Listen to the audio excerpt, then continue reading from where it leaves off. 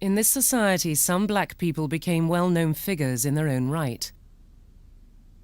Francis Barber was brought from Jamaica at the age of 7 as a slave.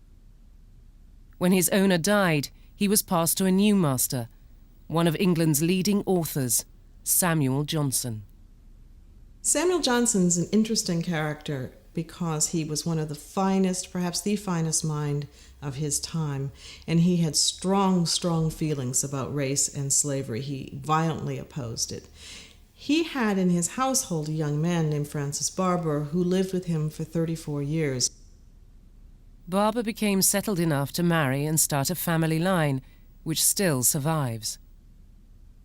Francis Barber's son was Samuel. Samuel's son was Isaac. Isaac's son was Enoch. Enoch's son was William Edward. William Edward's son was Albert. And I, Dennis, is Albert's son. Francis Barber would be intrigued to see how white his descendants have become. In his day, the difference between black and white hardly mattered. I think that Sam Johnson looked on Francis Barber as being his son. The relationship, to stay with him for 35 years. And it must have cost him quite a lot of money to educate him as well, and as well to keep him. So I think there was a very, very strong relationship, more like father and son. Even when Francis was away at school, Johnson wrote to him regularly. Dear Francis, I am at last sat down to write to you, and thought very much to blame myself for having neglected you so long. Let me know what English books you read. You can never be wise unless you love reading. Do not imagine that I shall forget you or forsake you. Yours affectionately, Samuel Johnson. On his return to the household, Francis became Johnson's manservant and constant companion, befriended by London's literary elite. Of course, when you have someone like Francis Barber in the household who's well known to all of Johnson's friends, that person is going to have contact with Johnson's friends as well. So Boswell, when he is writing the biography of Johnson, of course trailing him around and taking all his famous notes, becomes someone who knows Francis Barber, and he referred to him as, I think, Gentle Frank or Dear Frank. Dear Frank, some of your old master's friends have thought that your opening a little shop for a few books and stationery wares in Lichfield might be a good thing. I hope you may consult and consider of it. I am, sir, your sincere friend, James Boswell. At the end of Johnson's life, he did an unprecedented thing, which was to leave him his literary estate and quite a bit of money.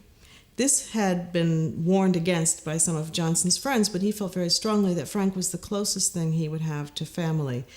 I don't want to exaggerate that because he doesn't think of Frank really as being family, but he is the closest thing to family, and he feels very strongly that Frank should be supported for the rest of his life.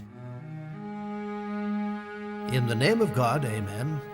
I, Samuel Johnson, being in full possession of my faculties, do ordain this my last will and testament. The aforesaid sums of money and property, together with my books, plate, and household furniture, I leave to the use of Francis Barber, my manservant, a Negro.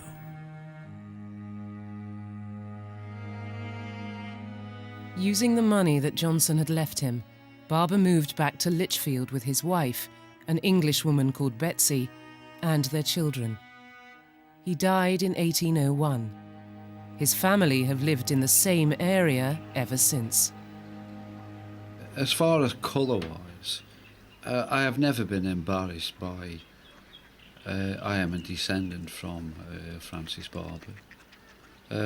I've always classed myself as being English, and I would have thought that Francis Barber, being educated and in this country for most of his life, would consider himself to be an Englishman.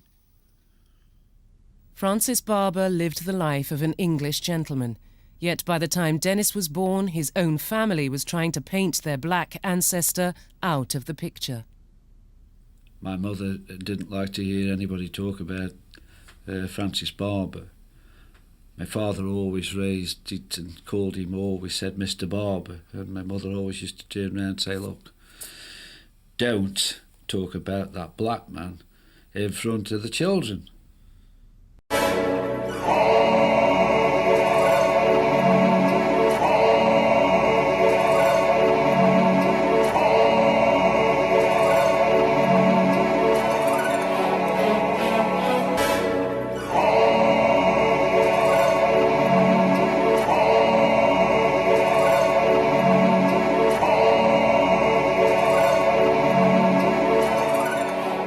Prophecy says it's going to come a time if you don't accept that chip, you're going to be killed.